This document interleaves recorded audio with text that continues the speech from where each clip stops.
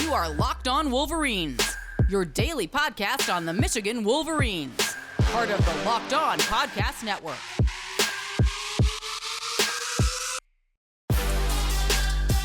Happy Saturday, and it is indeed a happy Saturday for the Michigan Wolverines, who win at Kinnick Stadium, where I am standing along with Brandon Justice from Maize and Blue Review over at Rivals. And we saw Michigan win this game at 27-14. Certainly wasn't a game that necessarily was that close. It had a little drama for just a moment. For just a moment in the fourth quarter. It felt like maybe there was some shifty Iowa happenings here. I was here on the field in 2016, certainly. I was getting some kind of flashbacks from that, but Michigan prevailed. Blake Corum really prevailed. The offense did what it needed to do, and it did it kind of emphatically, relatively early. Brandon, since you are here with me, tell me, what is your overall impression of what you saw? What were your big takeaways from this game? I think the number one thing is Michigan played its opponent, and I think they do a good job of that week by week, something that they didn't do particularly a good job of in the past. I think a lot of people are upset about Michigan not slamming the gas pedal there in the end, but I think the game plan for this game was, hey, if we're out to a 3-possession lead, we're going to treat it like we're in a 6-possession lead. It's really not dangerous with Iowa's offense. And yes, Iowa's offense did knock on Michigan's door, and it did, like you said, bring up some scares in a way. But when you look at this game from a macro perspective, I think Michigan did everything it needed to do to win the game. It came out knowing, hey, we need to score first. Okay, we need to gain a lead early so that we can kind of relax the rest of the way, because Iowa's offense won't come back from there. They played good ball possession in the first half as well. 3 drives over 5 minutes, one getting up to 7 minutes, and one of those drives not even ending in a score. But besides the point, where they started to really kind of deter off was those final 3 drives offensively, all under 2 minutes. But where I think things differ here is not that Michigan didn't press the gas pedal against Iowa, is what will they do against Penn State, Ohio State, Michigan State. And I don't think it's what we saw today. I think what we saw today was, hey, that's the game plan against Iowa. If there's a different team, if this is a different team stadium and Michigan's in a similar situation, I think they press a little bit more gas. So I think it's kind of my impression is that there's a little bit of an overreaction there. I think overall the offensive line mauling Iowa's defensive line is the best thing you can take away. When you're playing the man ball that Iowa plays and you can walk out saying we won the game in the trenches, that's a good day. You know what, you said something that I kind of said on the sidelines. It's very similar to what I said on the sidelines to a couple people that were down here. One of the things that I kind of took away from this game was this idea of Michigan is going to play a very unique game plan against every opponent that it plays. You can't look at what Michigan scores in any given game versus what they score in any other game. It all very much depends on who they're facing, what their game plan is. The game plan in this particular game clearly was to see if it could run. It was going to try that early, and it did. It was able to run, I don't want to say like with impunity, but it was the type of game where it kind of felt like they could have what they wanted. Like you mentioned, the offensive line was absolutely phenomenal. This was their best game of the season. This is what you want. This is when it came together last year, week 5. Right. So, I mean, you saw it a little bit, obviously, in week 2. But week 5, I felt against the Wisconsin defense last year was when I felt that, okay, this is going to be a really good offensive line. And now that they were all back together as the starting 5, you saw that. Blake Corum, Kirk Ferentz said after the game he was not surprised that Blake Corum was able to come in and have a big day. But guess what? I was very surprised. I did not expect it. I thought if you were going to say 100 and something yards for Blake Corum, take the under, because Iowa's defense is really good. But to my point about looking at each game individually, Ohio State, if they came in and played this Iowa team, it's going to play the way that Ohio State wants to play. It is not going to make shift based off of who its opponent is. It is very much going to say, we are Ohio State. We are going to do what Ohio State does. You know, we are going to throw the ball all over the place. We're going to try to get our receivers in space, and we're just going to try to throw. And if it works, which it usually does, then cool. But if it doesn't, then it doesn't work. Michigan is a little bit more complementary. Michigan is a little bit more, I guess you could say, diverse in the way that it attacks. We are going to continue discussing this game here in just a moment.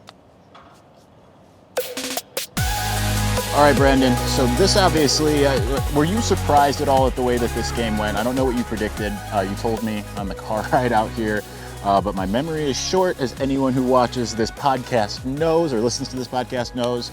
I thought 31-10, thinking about a 21-ish point victory for Michigan. Looked like it was going to be a 20-point victory. Weird touchdown in the end for Iowa. Michigan clearly was just trying to get that extra touchdown, back up 3 scores, and get the heck out of Dodge. Iowa, with really no hope, goes down and scores a touchdown.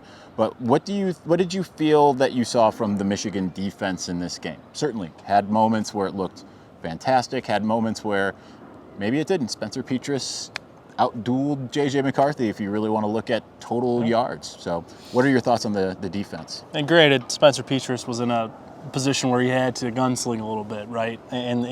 Which is weird to put Petras and gunsling in the same sentence, but we are in the West. He had to go out there and do a little something in the second half.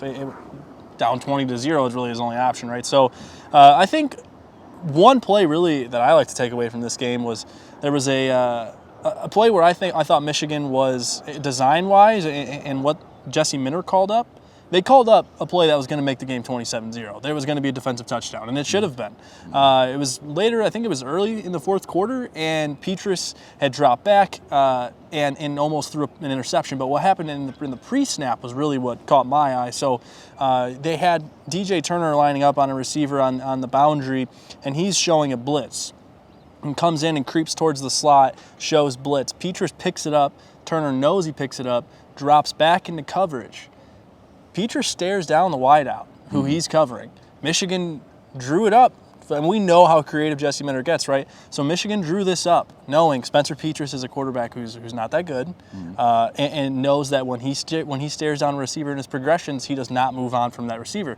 So in showing that blitz, they drew his eyes to the wideout, and then in dropping back with the overtop safety help, I think it was R.J. Moten and DJ Turner at the same time going for that interception.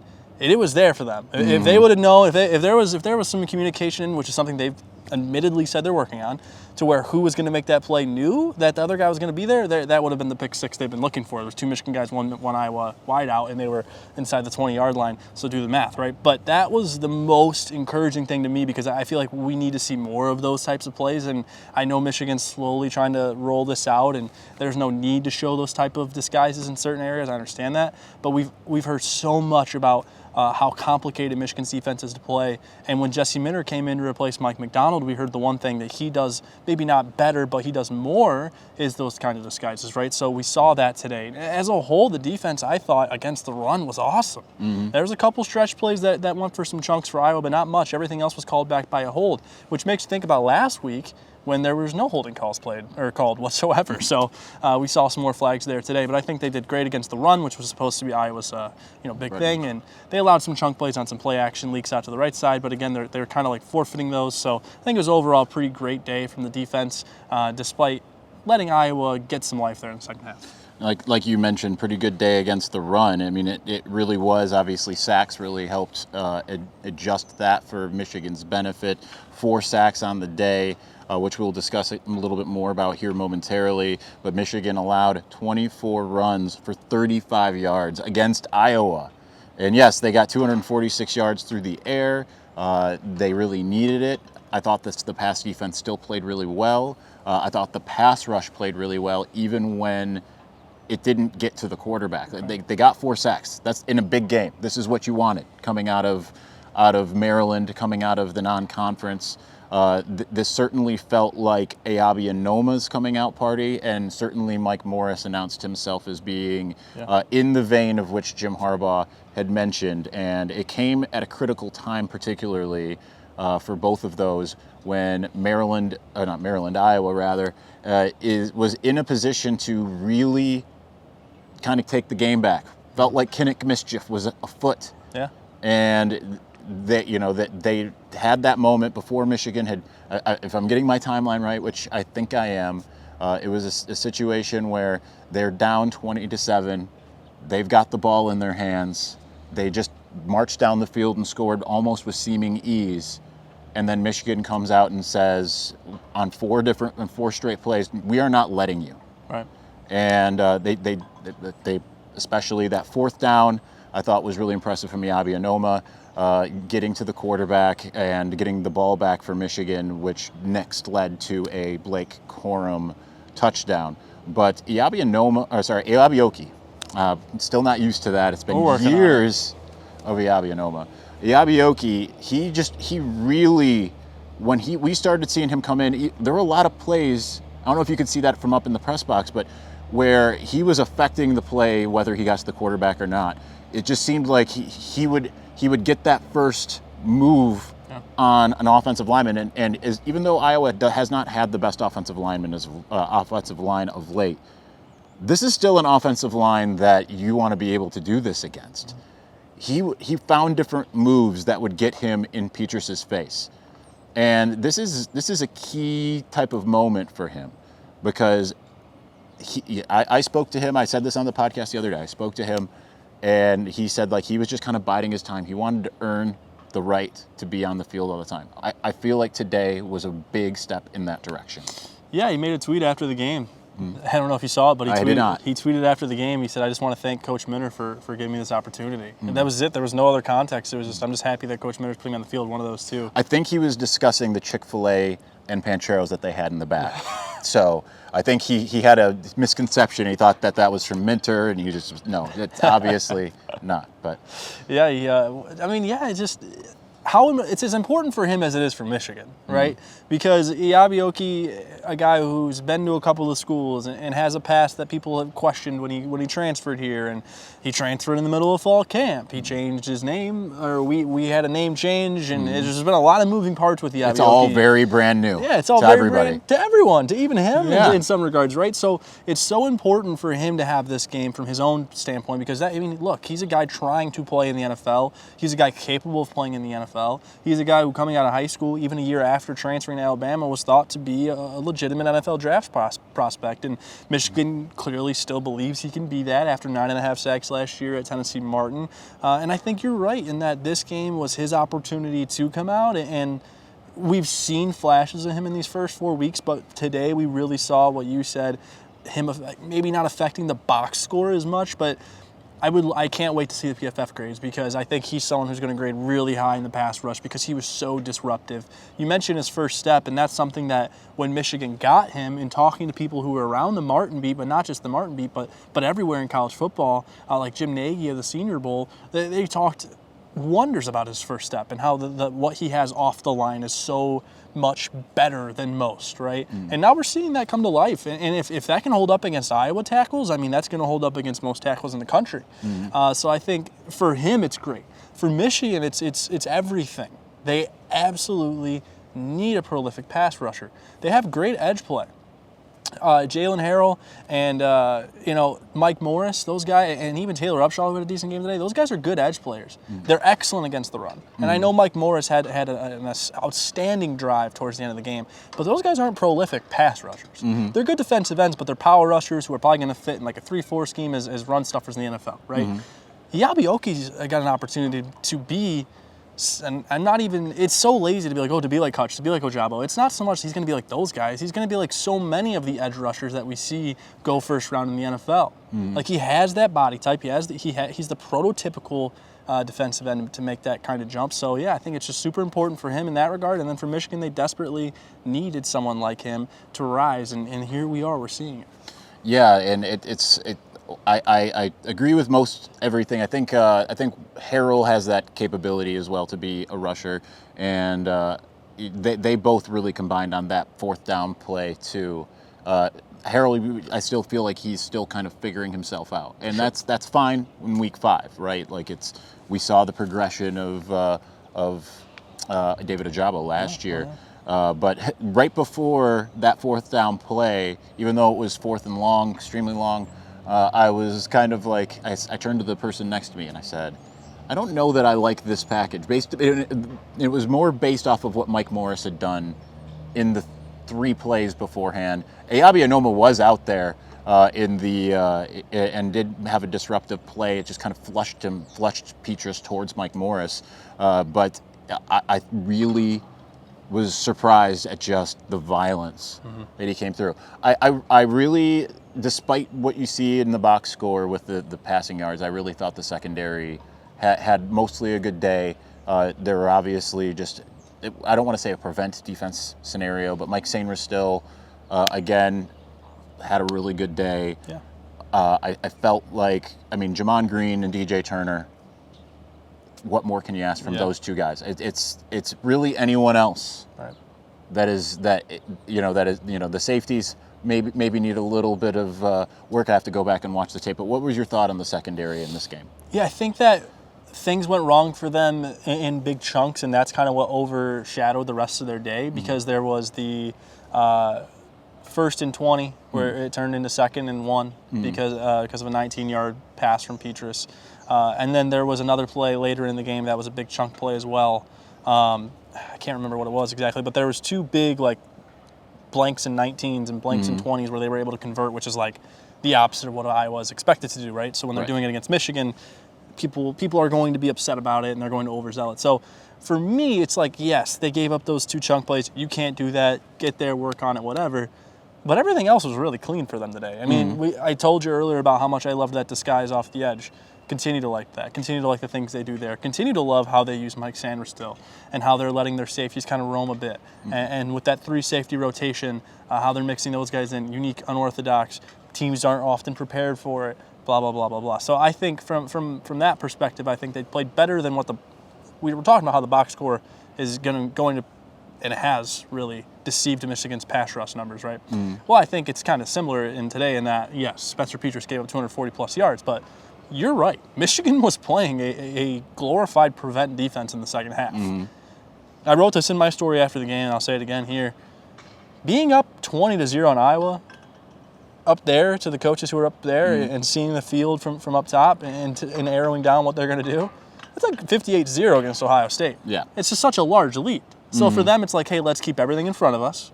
If we give up 10, 15, that's fine. If we give up 5, 8, that's fine. Keep everything in front of you. Don't let up the big play.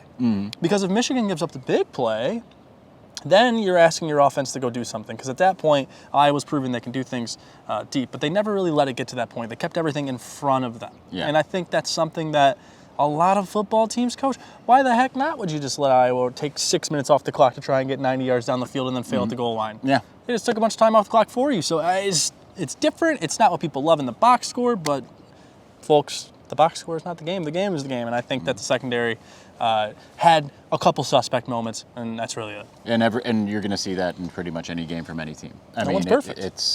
That is just what it is. All right, we are going to finish up. I'm going to flip back to the offense for a minute, and then we are going to give final thoughts here on our post-game Locked On Wolverines. All right, this is the first time I think that we are really I'm sure you have never. Well, you might remember from when you've been on the podcast before, Brandon.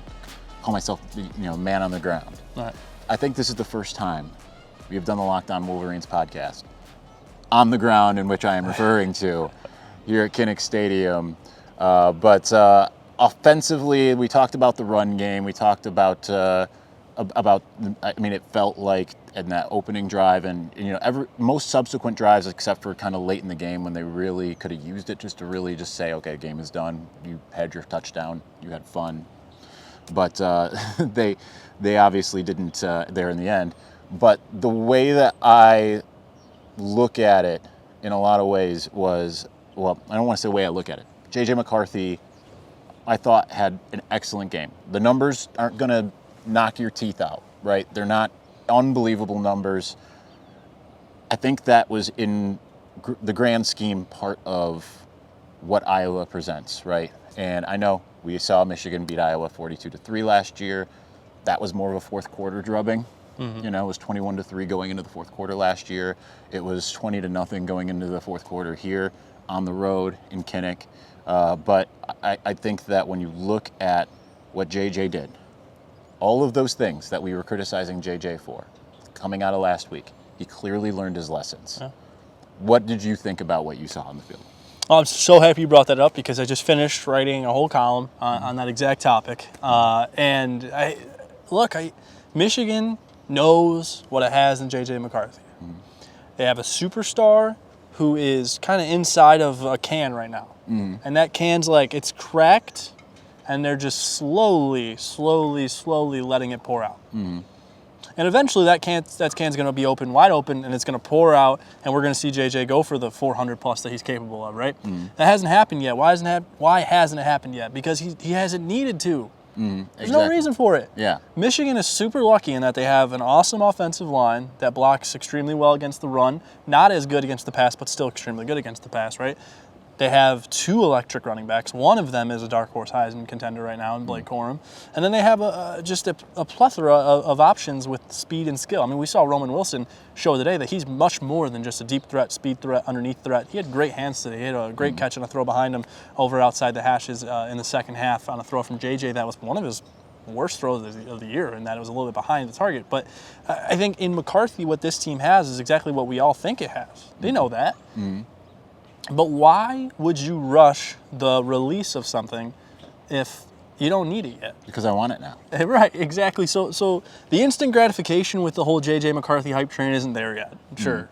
But he's throwing for, and here's a little stat for everybody at home. Like he came into this game with an over 80% completion percentage, highest in the entire country, regardless of any starters or not. Yeah, highest in the country. Okay. He is 180th or ish in the country in dropbacks. So highest completion percentage, one of the lowest dropback rates. So why isn't Michigan using its ultra accurate, super good with his legs quarterback? Hasn't needed to. Yeah. They're beating opponents handily. I mean, the Maryland game a bit more in question than the Iowa game. And I know the final scores are different, but the the garbage touchdown for Maryland, again, I'm still going to look at both these games as 2-possession wins, right? And these are conference opponents. These are 2 teams that are going to go play bowl games. Maryland might win 8, maybe not. Iowa might win 7. Who knows, right? So Michigan hasn't needed to use McCarthy like that. They haven't had to unleash him yet. Yeah. And when it's time, he'll be ready for it. When it's time, whether that's Penn State, whether it's Michigan State, whether it's Columbus, whatever it might be, he'll have games like this under his belt.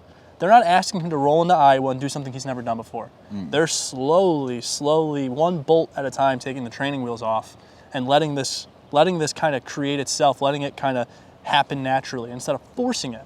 I mean, Spencer Rattler, his first start, incredible hype. 44 passing attempts, right? J.J. McCarthy hasn't been near that and hasn't had to be. So I think they're taking, and this was the title of it, they're taking their time and they're being patient because they have the luxury of being able to. And it's good for everybody.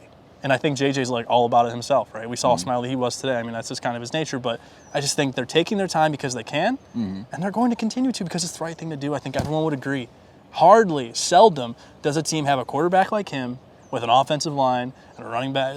Nobody has the supporting cast that he has, really, outside of Ohio State and maybe Bama. But, that's about it. So, they're taking their time because they can, and who could fault them for that?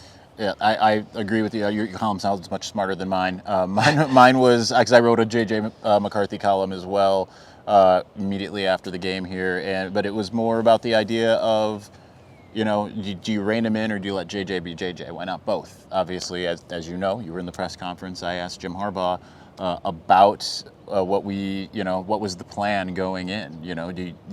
He talked earlier in the week about you have to play tight in a game like this, which kind of means you have to play just, really kind of perfect. And for the most part, that's kind of what we got. We never really saw JJ put the ball in danger's way this game. But you saw some let JJ be JJ moments. Finally, you start to see it's like, oh, he's going to scramble. He's going to get a touchdown. And I thought this, I don't think he meant this as a dig, because he's not that kind of guy. But I love that he mentioned Cooper DeJean, however you say his name, directly in the press conference when he said, I just saw he was locked in on me, and I saw Donovan kind of digging in there in the back of the end zone, so I just tossed it to him. I love that because that's one of the best defensive backs in the conference. Yeah. An extremely difficult throw. Yeah, and on the run, over somebody. And I'll tell you, they were none too pleased about that touchdown here on the ground. They were a lot of people in this surrounding area. It happened right over there. If you're watching on YouTube, if you're listening, just use your imagination. But it happened right over to my left over here. I was right in front of it. Didn't get a good picture of it because I was too focused on JJ. But it's one of those things where they could not believe that just happened. They felt like they had the play dead to rights. They flushed JJ out of the pocket, and there goes JJ doing JJ things. So really pleased with what we saw from him. He'll have another, I don't know if it's a test at Indiana. That could be a game where you start to see him break out as they prepare for Penn State. Certainly, that's not a slouch team, even though it was last year. I don't think it necessarily is this year. But any final thoughts on the game? Anything that we didn't touch on that's on your mind from this game? We saw a couple uncharacteristic things from Brad Robbins. Like, he's usually such a bucket as a punter. I almost can't even tell you the last time I saw him have a bad punt. He had a couple today that weren't great. One particularly that wasn't good. Outside of that, it looked like Jake Moody was, I think the Brad Robbins, that's on me. I said something to him before the game that I realized as soon as I said it, I shouldn't have said it. I'm not going to share it. All right. How about Luke Schoonmaker? Just continues to be not just a safety valve, but continues to be his JJ's second read. And in losing Eric all these past 2 weeks, not sure how long he'll be out for, but not having him these last 2 weeks and no clear timetable on when he'll come back. Michigan needs a tight end. There's no world out there. There's no universe in existence where Jim Harbaugh doesn't use his tight ends, and it's really important for JJ to have a guy like Schoonmaker because they're asking JJ to make a lot of reads deep, like we saw. More attempts last week against Maryland, but he had one this week. The throw to Andrell was also a little bit deep. So they're having him take these deeper reads because he's capable of it with his arm, but it's super important for them to have the underneath stuff and for him to know that because what have we heard so much about J.J. McCarthy? Deep ball. It's that he has to make the play every play. And he actually talked about it himself today in the press conference saying, hey, I don't have to make the winning play every play. Like I don't have to win the play that play. I don't have to win the game that play. So understanding that and seeing his maturity and Luke Schoonmaker being one who can kind of like be the human epitome of him coming to that because he's really there every time he needs him. So I think just continuing to see that ascension, we saw some good adjustments on both sides for Michigan. And so I think the biggest takeaway is kind of how we started the show. Michigan refuses to play the same game they played the week before, and that's dating back to the first game of last year. I mean, we've talked about this personally between the two of us. Like, Michigan's game planning has evolved so much over these past 2 years. It's completely overhauled, and it continues to be, I think, a shining light for this program is how they game plan. Yeah, and just to add to some of those players, I think Donovan Edwards, the way they were able to work him back in, again, that's just taking the training wheels a little bit off a little bit at a time. We haven't really seen him since week 2. Finally, week 5, we get to see him. Not only the touchdown, some of those runs, when it kind of felt like, there were times last year, and that's where things kind of felt different to me. There were times last year when he would come in as a change of pace against a really good team, and he wouldn't have the same success as Hassan or Blake did. But he didn't have a heck of a lot of carries. We can pull the stats up again here while I have them up. So he had 5 carries for 29 yards. It's a 5.8 yard per carry clip. That is extremely encouraging. Even though Blake carried for 29 times, that's really encouraging to know that you have that in your pocket. And certainly he gets a different style of attention when he's out on the field, and he, as you can see, as the receiver, can make those big plays. So I thought that it was really big to see him in there. Honestly, just the offensive line, just the fact that we got to finally see the offensive line all the way. The fact that we don't know what's going on here. Sudden. That's not technical difficulties. We just had a random person yelling things at us. Welcome to Iowa, baby. Yeah. Everyone's your friend. I think the thing that getting to see the offensive line with the starters all in, all at once for a whole game, I think that's huge. Yeah. That's exciting to that it was able to have that type of success once it came back. And then I would be remiss to not mention Maize Smith and Chris Jenkins, who had a really good game. And I'm going to add Rayshon Benny still continued. He would very limited snaps, but when he's been in, he's really impressed me. Mason Graham obviously had the sack. It's Jim Harbaugh, like he mentioned and like you mentioned, when you are holding a team like Iowa to 20 rushing yards in the first, and ended up being 35. I think Jim would have said that 35 if he realized it. I don't think he realized it right off the bat, like, oh, we held them to 35 total yards on the ground. I mean, considering rush defense has been something that people have questioned, defense is still a work in progress, clearly. We've seen big days where they've shut down the pass. We've seen big days where they've shut down the run. It's just going to continue to be that work in progress. So, all right, that's going to do it for us. We're here from Kinnick Stadium. I think the cameras actually, as everyone knows that watches this regularly, we have a 30-minute limit here, and I can't see that far. I think it says 29 something. Maybe it says 20 something, and we're 10 minutes under. I don't know. People are going to look. 15 seconds, Coach. All right, there we go. Well, thank you for watching and/or listening. We'll be back Monday or Tuesday. We'll see how that goes. I'm your man on the ground, Isaiah Holes, Brandon Justice, Maize and Blue Review. Thank you once again.